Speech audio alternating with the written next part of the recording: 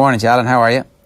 Morning, lads. How are you? Good, thanks. Ronald O'Gara's probably feeling pretty sore and sorry about how the game played out. When you're in a cup final like that against a team who are perceived to be stronger and you give them the advantage of having an extra man for as long as they did, you'll never quite feel like you gave yourself the full shake of actually just winning the match. Yeah, I suppose that was the big talking point, and the biggest effect in the game, I think, was the sending off from Levani Bottia. I think up to that point, it was very little between the sides. They were cancelling each other out. It was a disappointing final, Ger, I think, which can happen. It's very common. Nerves, shadow boxing, all that kind of stuff. People not taking chances, and two very, very good attacking sides who have a lot of power and physicality. So they were cancelling each other out. It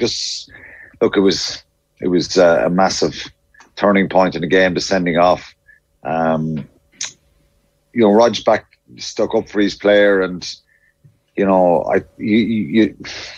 have to feel sorry for him in a sense, but it was crazy what he did. I think it wasn't just the height of the tackle, it was the force, and it was the distance he came from. But Fijians, Samoans, Tongans, the Pacific Islanders, they're some of the nicest people you could ever meet off the field, but for some strange reason, when they get out in the field, they can do that sort of stuff, and they're renowned for the high tackles, and very costly, I thought. When you see the way the game played out, and it was probably the second half, it just told on the La Rochelle players. Although, after the sending off, they probably had their best, most dominant period, and were making great inroads with their carriers, pace, tempo to the game, all that kind of stuff. And I think, but it was significant, no doubt about it. How disappointed, can La Rochelle be? I know there's that nonsense about having to lose one to win one, and they're not finished as a team. This isn't the end of their cycle. This is kind of the beginning of a cycle where they're reaching, where they're in contention to win on two fronts. It's very difficult to go from, being a team who isn't a traditional powerhouse to get to this stage. We see it in all sports that it takes time for the team to believe that they have the wherewithal to win these matches and to win the tournaments. And we've also seen Clermont in France in the past, reach this level, but not quite get over the line. So I know it's going to be devastating to lose the final, but at the end of the season, when you look back and go, geez, we're now one of the best teams in Europe, that's some achievement. Yeah, it is. And look, I suppose the way the draw happened for La Rochelle, it gave them an opportunity. I said it to Roger at the time, and as a coach, you don't want to look too far ahead and get too kind of overconfident. When they were away in Gloucester, that was a game they were every chance of winning, and then to get the home quarter final, it's really significant in Europe. It's proven to be in the past. So beating Sale and then Leinster was the real tricky one. I think Leinster will probably be more frustrated watching that final, thinking that could they have beaten Toulouse. But I think La Rochelle could have beaten Toulouse, and I actually fancied him before the game to beat Toulouse. Obviously, something like that, when it happens, it's very, very difficult to deal with. Now, Roger was involved with Racing in 2016 when Maxime National was sent off, and they won the top 14 with 14 men. An heroic effort from Racing that day, and very nearly on Saturday. I think it's how they react from this, and that's the key part, as you say. Adding a little bit of depth to the squad, which can be tricky with COVID and financial implications and availability of players. Who's on the market? We're 2 years out from a World Cup, so the big names, will they move before a World Cup and all that kind of stuff? But he's losing a couple of players. West is gone, I think, and Dumaru. And the out half was probably an issue for him. I think he missed a couple of kicks. His kick percentage this year, Ihaya West, his kick percentage was low, and although he kicked very well against Leinster, which was ironic really, and he missed a couple at the weekend. I think the one to after half time to put him 15-9 up would have been big for La Rochelle to get that 6-point lead, and he missed it and missed another couple of kicks. But it's hard to pick your team up after something like this. It takes a while. You've got to process it. and they have a very good squad. They have a core group of outstanding players. But I think, to win European titles, you've got to have depth. And I think that's probably been the key for Toulouse this year, where they've missed Skeeton at centre. Zach Holmes was out for the final. They brought in Malia, the Argentinian. He scores a try. And Toulouse have always been renowned for a big squad. And that's probably something that La Rochelle just have to get a little bit more depth and see if they can add quality from within or outside. And you've got to come back better, learn from this. And that's probably the key. It's very hard to take. And Roger was very pragmatic after the match on Saturday. I didn't hear John O'Gibbs speaking about it, but I know Ronan was the one doing the interviews, and it'll be hard to take from. What it'll be even harder to take is when they look at the videos, some of the decisions, probably some of their own decisions, and dare I say it, I mentioned it last week, refereeing decisions and officials and things that went against them. I think Gregory Aldrich and Peter Aki, that tackle in the second half could easily have been a red card as well. And I look back at it a number of times. It's kind of harder when you're doing the commentary, when there's you're a little bit unsure and there is a little bit of uncertainty there. It was in the throat area. So when I look back on it, I thought he's very lucky to get away with that. He looked relieved. It could have been a red card for Toulouse and for Aki, but some of the other decisions that went against La Rochelle were baffling, and I think it was quite frustrating doing commentary to hear the interaction from Wayne Barnes to Lou Pearce on every single decision. It was just constant. I just don't know why he doesn't let him ref the game.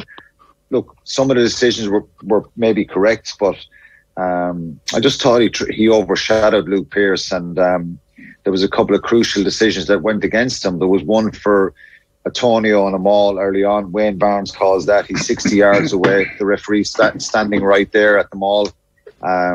There was another kick clearance in the first half from Kerr Barlow, and you could hear Wayne Barnes calling Dumaru ahead of the kicker.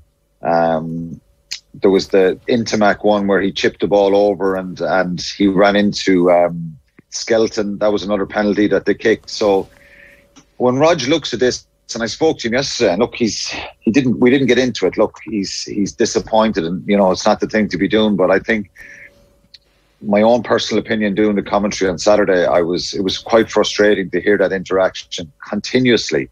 There was 12 minutes of extra time played in the first half, and there was 12 minutes of extra time played in the second half. So it was 52 minutes each half. And a lot of that was talking and stoppages and having conversations from the officials. Matthew Carley didn't really interject.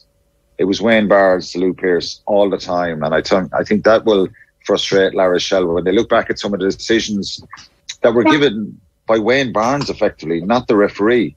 And I think he possibly got it wrong right at the end, where Aldred is trying to poach a ball and he blew up for an injured player.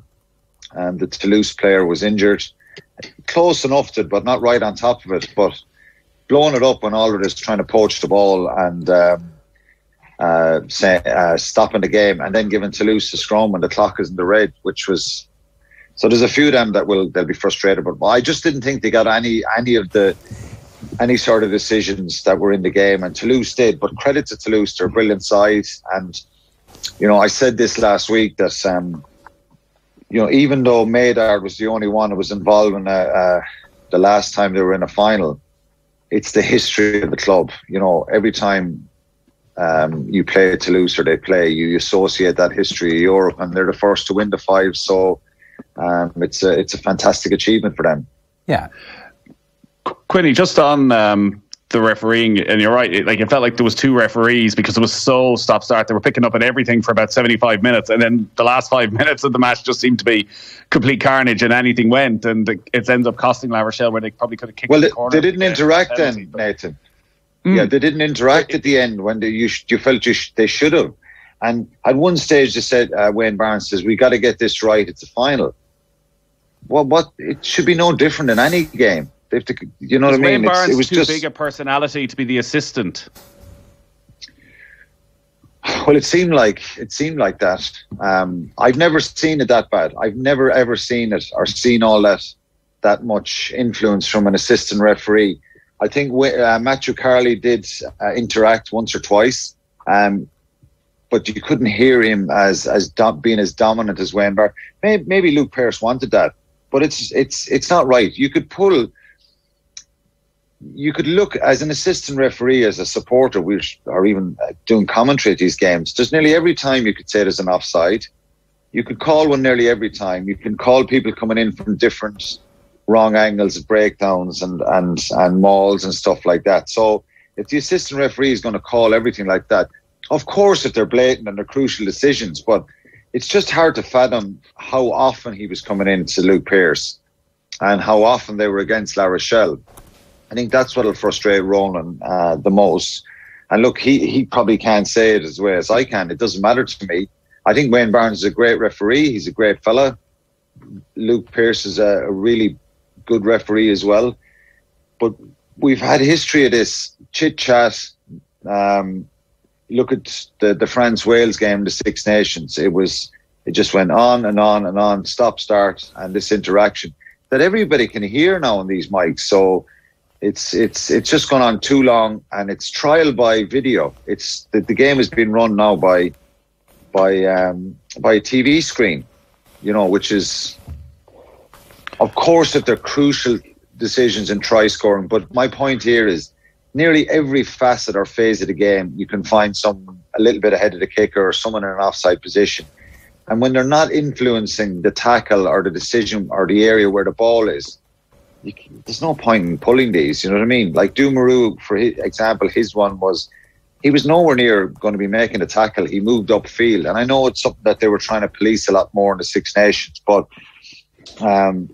whether decisions are right or wrong here, my point is it's continuous interjecting from an assistant referee who, in my opinion, is undermining the referee who's already there trying to do the job. And if he's standing right beside them all and the assistant referee is 60 yards away, why is he making a call into the referee's ear that Tonio's offside in them all, when the camera replays to me suggest he's not?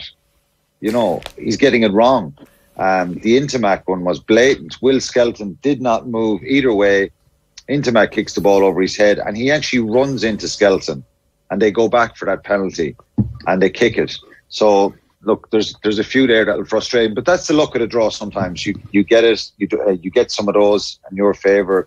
But I just thought none of those decisions went in La Rochelle's favour on Saturday. But going right back to the first question, when Bottier gets sent off, that's the biggest problem. That's the biggest issue. The other things sometimes you got to deal with, that's in their own control. And that was a really, really reckless tackle that cost his team. There's another month of rugby left in France. Obviously, the final for the top 14 isn't until the 24th, I think, of June. So that's a full month away. And there's a big opportunity for La Rochelle. They just need to make sure that they don't have any kind of a come down from this defeat. That they use this now as fuel for the rest of the season. Yeah, that's it. They're still in they're second. They're a point behind Toulouse in the top 14. Win their last two games, make sure they get into the semi-final. Although, it's obviously more difficult path to win it. If you have to win 3 games, you get straight into the semi-final. It's 2 games you've got to win. You get a home semi-final as well. So they have a great chance. And look, Roger's been there before. He's lost finals as a player. He's lost them as a coach. And he'll know that sometimes it's just those fine margins, and it's about belief. And it's a great opportunity for them to, if they were to go on and win the top 14, it would be an incredible achievement. But, even if they don't, I think it's been an incredible journey for them. They've introduced themselves to the rest of Europe. Nobody would have picked them at the start of the tournament to be there in the final, potentially winning it, and possibly the same in the top 14. So even if they don't win something, they've made a lot of progress. And you've got to move forward. You can't just sit back, and I think that'll be the key, and that'll be the scrutiny that Ronan is under in the next year. And it's going to get harder, because if you don't achieve the same sort of goals, the pressure mounts. but he's been there before and done that, and this is going to be intriguing. Not just how he reacts as head coach now, but how the players react as well. And but if they were to go on and win it, well, that would make up for the loss in Europe for sure. Alan, good stuff. Thanks a million for joining us. Cheers. Cheers. Thanks, lads.